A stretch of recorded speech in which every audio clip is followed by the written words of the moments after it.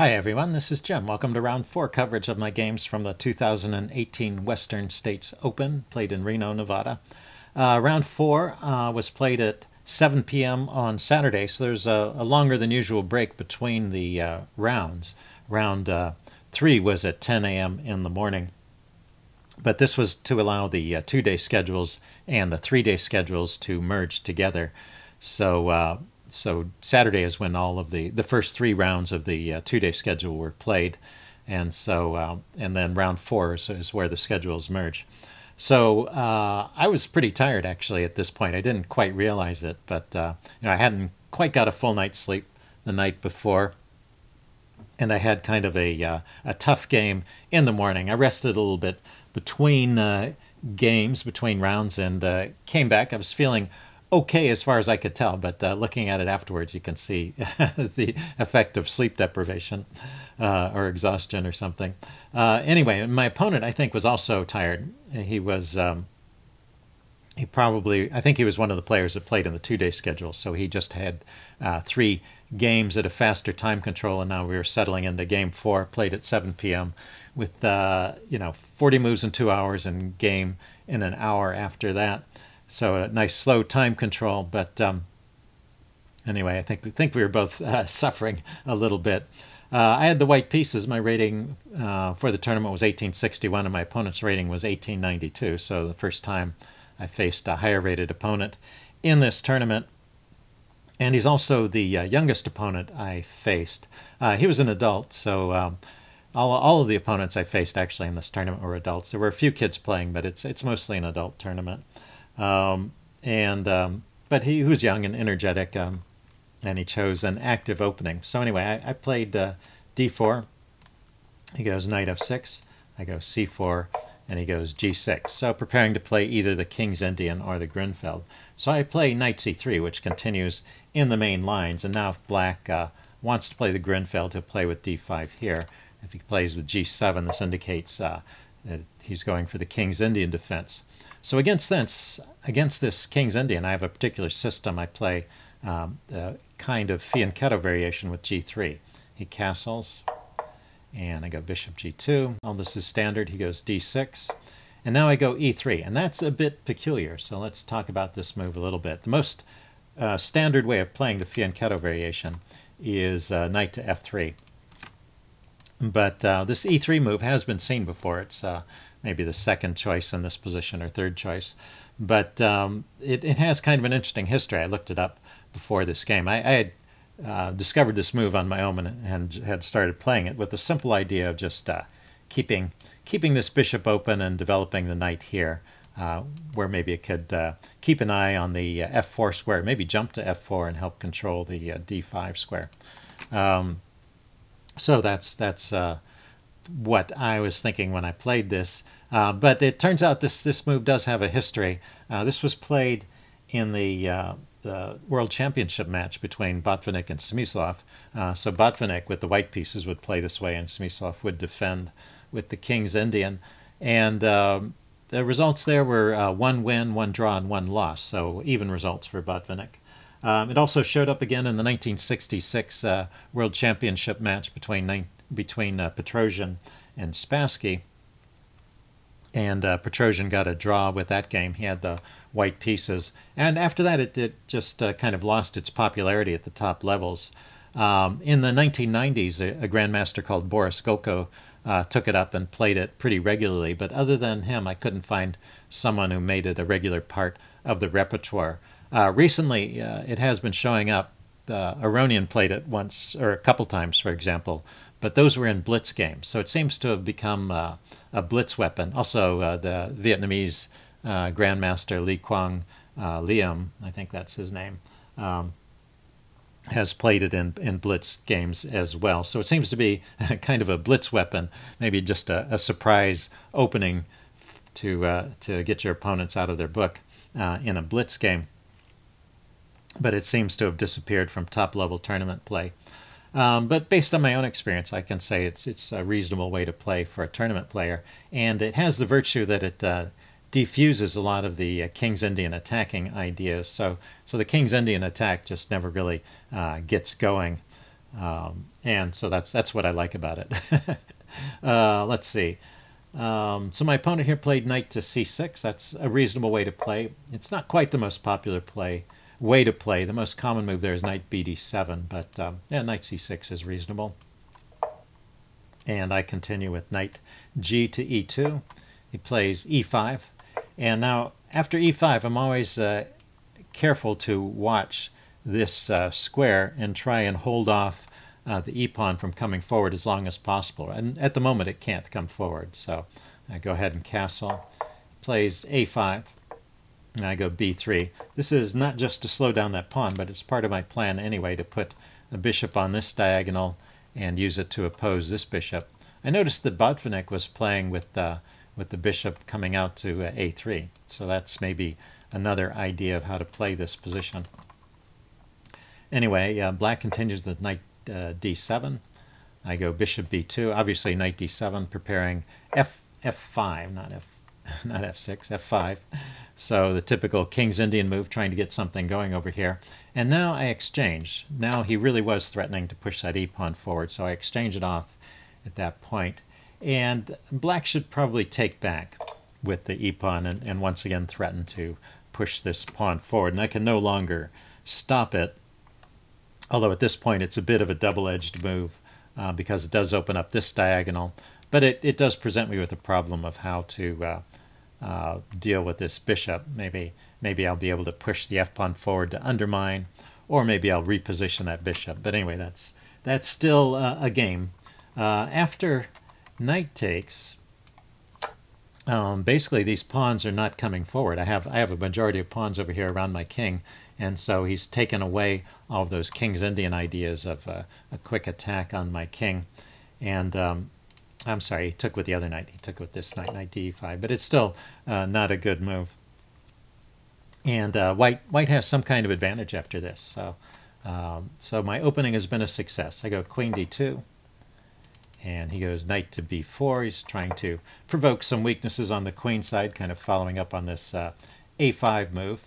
I play rook a to b1. This has a couple ideas. You know, it defends the bishop, of course, but also it prepares this square for the bishop to retreat to. We'll see that idea showing up in a minute. He went bishop d7 now. So this is where tiredness comes in. Well, the chess engine is recommending repositioning this knight on b5, b4, and routing it around to c5 is the way to continue here. If he hopped into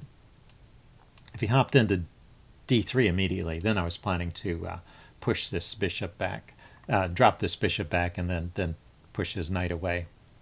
So that was my plan here. And bishop d7 is just a blunder. He's left this pawn undefended, you know, and I have this beautiful bishop here. I should be using it. So it's a sign of how tired we both were that he blundered that pawn, and I didn't take it. I played f4 here to kick his knight and force some decision here in the center. But of course, I should just grab this pawn. It's not like the previous game where my opponent might get some counterplay if I grabbed his b pawn. I think the colors were reversed, but here there's nothing. That's really just a free pawn. Anyway, I played f4, and now he dropped this knight back to c6. He could actually have considered bringing this knight into d3, and once again, I would have dropped my bishop back, and then he has time to play knight e to c5 and defend the pawn, and he's okay. But white's still a little better. His pieces are somewhat awkwardly placed here, and I can kick them around. Anyway, he went directly from here to c6, also blocking this diagonal and preventing me from taking that pawn. So the opportunity to grab a pawn has passed. It was just there for one move. But I play a3 to kick his knight, and this is a pretty good position for white. You can see I've got his pieces pushed back on the queen side. His king position is a bit exposed. And overall, white is doing pretty well here. Actually, during the game, I thought it wasn't all that far off from different, but the chess engine all that far off from being even. But the chess engine gives white a pretty big edge here, so I was kind of underestimating my position during the game. Anyway, he went knight. Oh, it's my turn. I went knight to d5, plunking that knight on a good square, offering trade of bishops.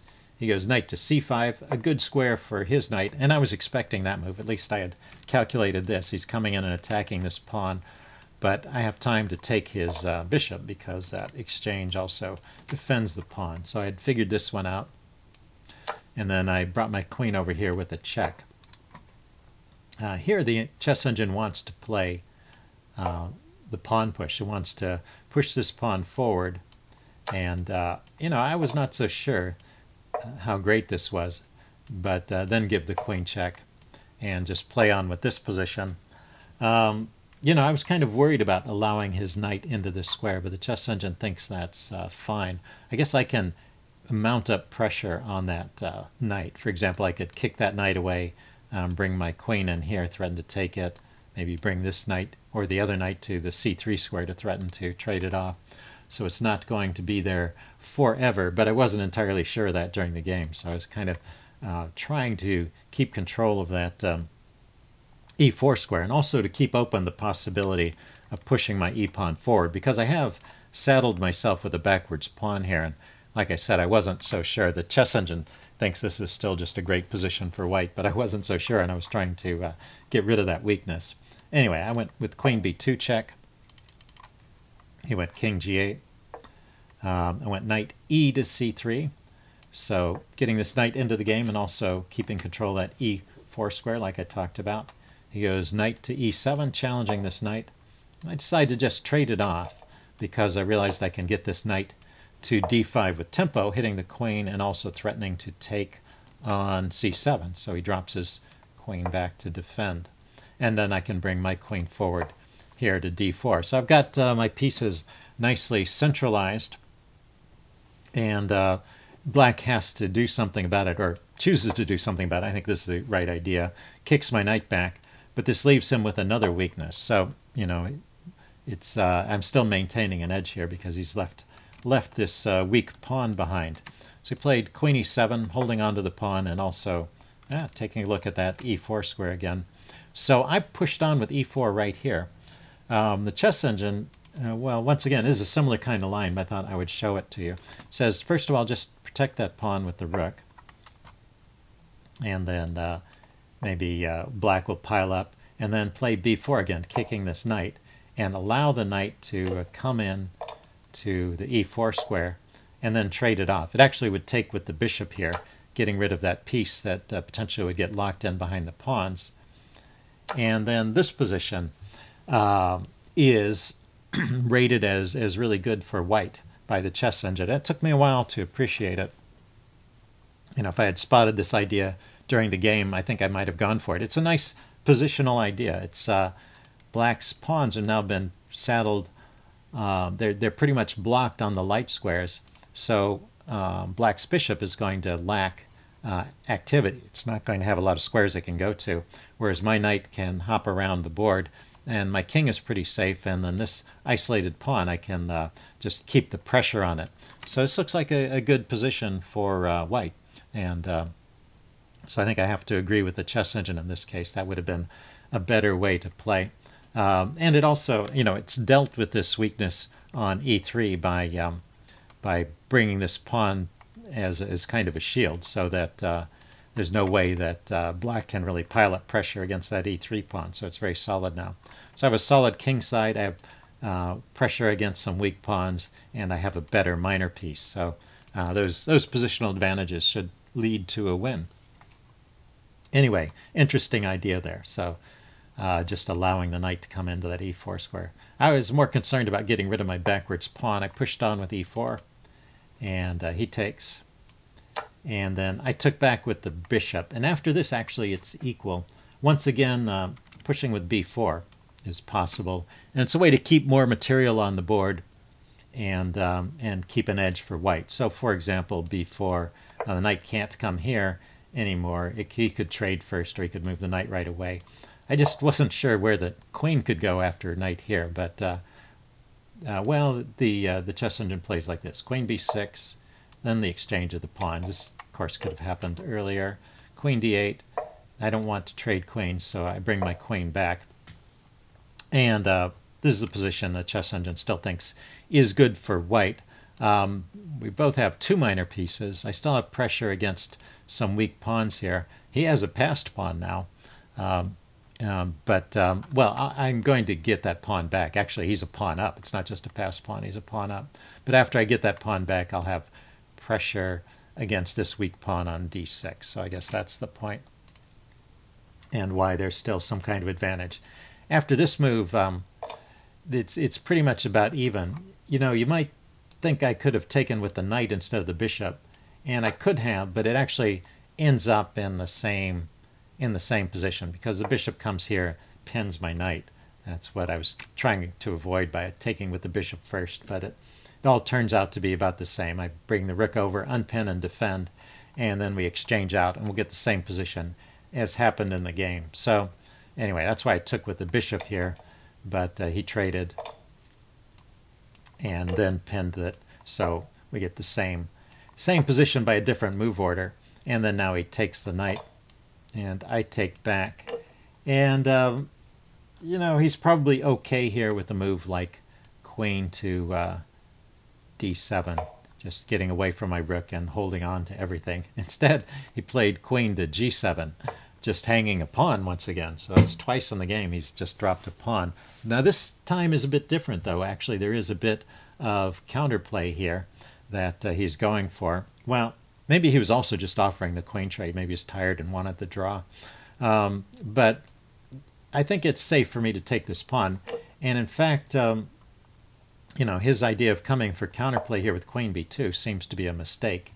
And now white has a winning edge here. So see if you can spot the winning move for white.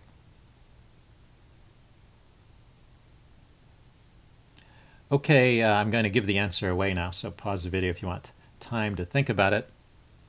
I did not spot this idea during the game, so if you don't find it, I can't blame you. But the winning move here is rook to e7. And this is just threatening some checks. Well, so for example, if the queen grabs a pawn here, then this will show the threat. Queen e6 check, king goes here,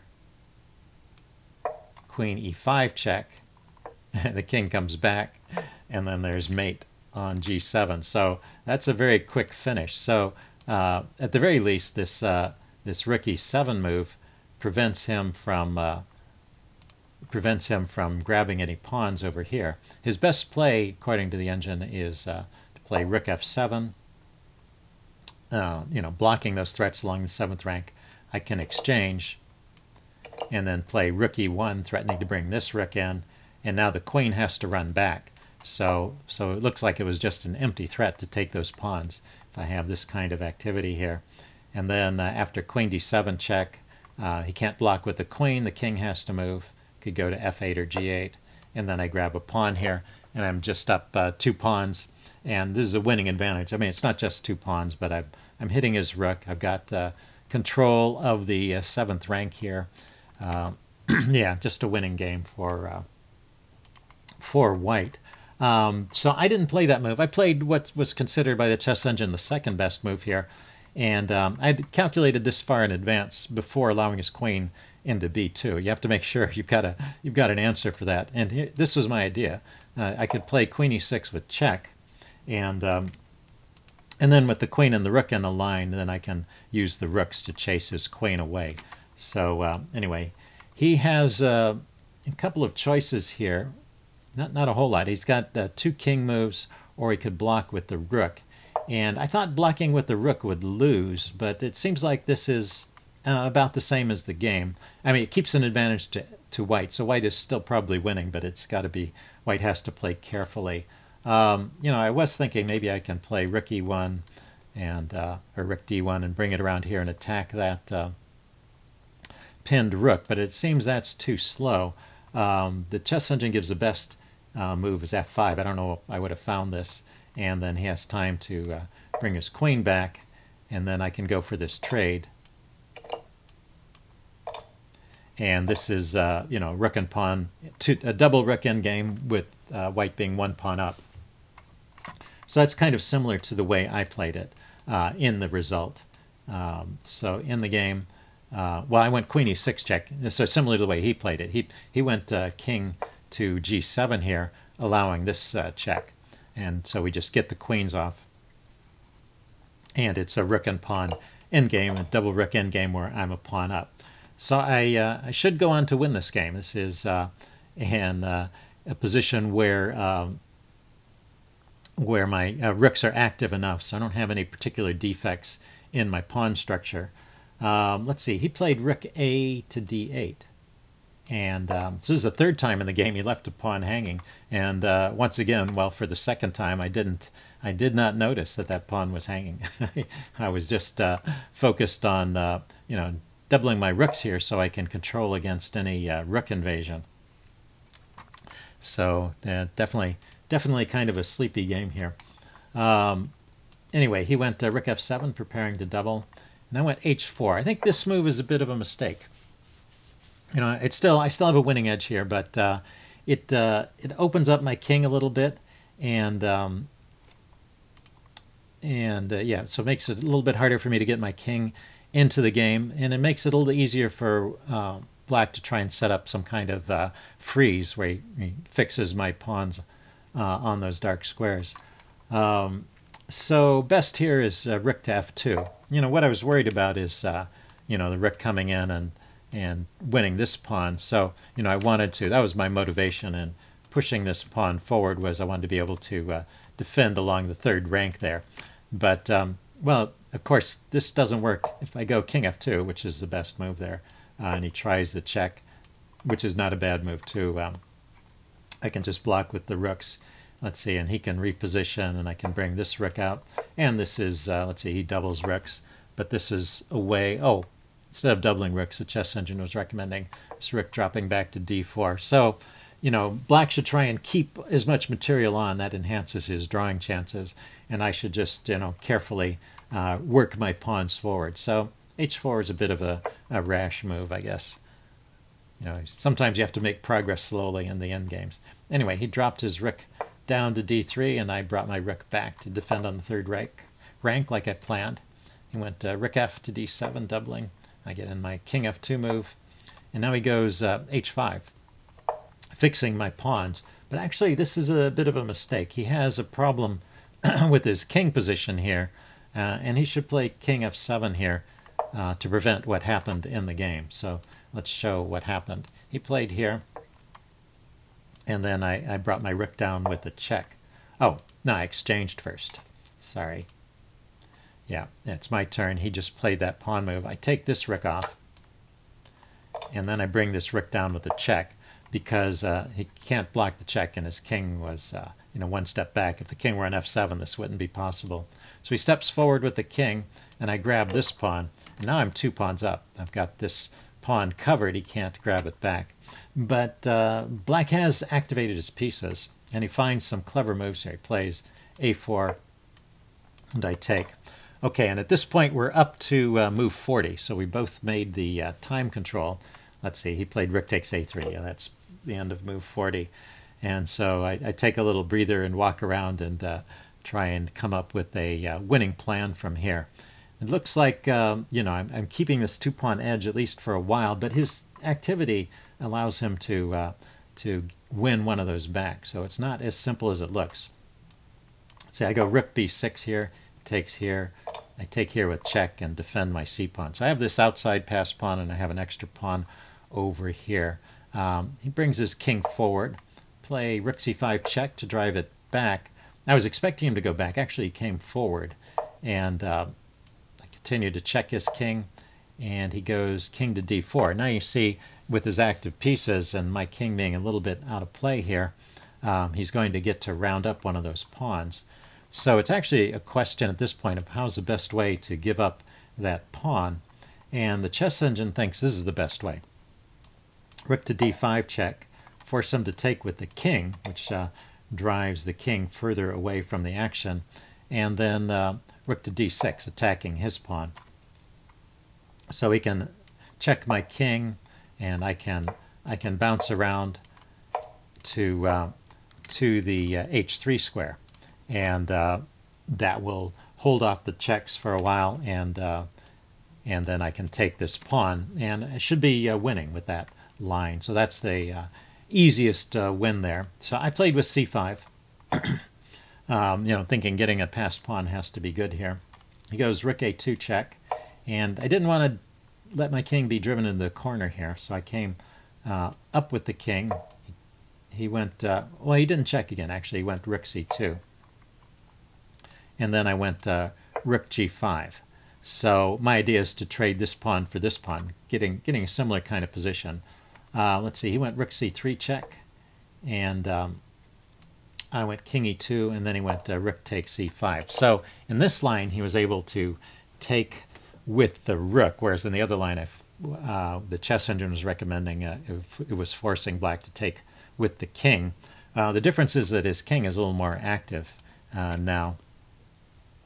So anyway, here's a dividing point in the game. I have two choices. I can take the rook, or I can take the pawn. If I take the rook, I have a one-pawn advantage in a king and pawn endgame. And the question is that a winning king and pawn endgame? Because you don't want to go into a king and pawn endgame and have it turn into a draw. So you need to consider this pretty carefully. It's after the time control, so I have time to think about it. So you guys should take some time to think about it. Why don't you pause the video here and say, decide what do you think is better of those two moves? Should I take the rook and go for the king and pawn endgame, or should I take the pawn? Okay, I'm going to give the answer away now. The correct answer is I should take the rook and go for that king and pawn endgame. It is winning. Now, what I was worried about, I did not play this. I was worried about this line. Say that my king comes here. He brings his king back, and I push forward. This is how I was planning to make progress, was bring my king here and push the g-pawn forward. He takes, I take, and then his king goes here. And his king is actually just close enough, and this position is a draw. So if you plan to take the rook and then play like this, that would not be the right answer. But there is a win here. So let's show the correct way to play this. So after the exchange of rooks, king takes c5. Instead of going to f3, I come forward to e3. I could also play the move f5 right away, but let's do one king move first. And so his king comes over, king to d5, and now pushing the f-pawn forward. This is a key idea here. Sacrifice that pawn he takes to get my king to a good position here. His king comes over, and now my king can come in, and I'm winning one of those two pawns. And this is a winning position for white, because after I've won one of those pawns, let's see, he just went king e6. Yeah, it's my turn, so I'm going there next. I can use Zugzwang to actually chase him away from that other pawn and just queen. So this is a winning king and pawn endgame. So that's what you had to see at this position to make the correct choice. So rook takes g6. Actually, this should be winning too, but it's not quite as simple. And now black is starting to get some counterplay. So he went rook c2 check, and there's only one move here, actually. There's only one move here that is still winning for white. So if you want another little chess puzzle, see if you can find the move for white that is still winning. Okay, I'm going to give the answer away now. The only move that wins here is king to f3, and the line goes like this. He checks, I go to g2, he checks, I go to h3. You know, I didn't want to do that because there's a danger of my king getting trapped over here, but let's see, he comes in, king to e3. Now I can push the f-pawn, and he can go king to f3. Now there's a mate and two threatened, rook here to here. So, but I have just enough time here to play my rook over to either the A or the B file, and now when he drops down to threaten mate, I check his king away, and then push this pawn forward, and this is still winning for white. So that's the way to win this game. Instead, I played the move king to d1, and I was trying to keep away from that corner, avoid getting trapped, and I thought I could still push these pawns forward. But it just does not work out. And in fact, this position is a draw. He starts with rook g2, He plays this part very well, by the way. So I bring my king over to chase his rook away. I realize, well, this has tied my rook down, and this pawn is not yet far enough advanced. If I try to push it, his king will just round it up. So I have to bring my king over to try and chase his rook away. He played king e3, threatening checkmate. So I can either run away, but that's no progress, or I can go after his rook. So I did that. He played rook f2 check. I keep running in this corner, which I have to avoid the checks. I have to go either to this square or to this square, and that's, if I go away here, he's obviously going to just come in and round up these pawns. So anyway, at least there's no progress for me. So I go king g1, and now he goes king f3. I start pushing this pawn. Actually, I'd already seen his drawing idea, but well, I forced him to play it. He plays rook a2, and my king is trapped. I can't go this way because of the mate threat. So I just keep pushing the pawn. He goes rook a1 check, and I have to go here, and he goes check, and I have to go back. If I go up, that he can drop this rook down and threaten mate, and I have to come back anyway. So I can't avoid the repetition, and that game ended in a draw. So anyway, it was an interesting game, and I hope you guys enjoyed it. A lot of back and forth. Definitely had a lot of missed opportunities in that game, but that's the kind of thing that happens. Anyway, stay tuned for round 5 coverage, and I will see you then.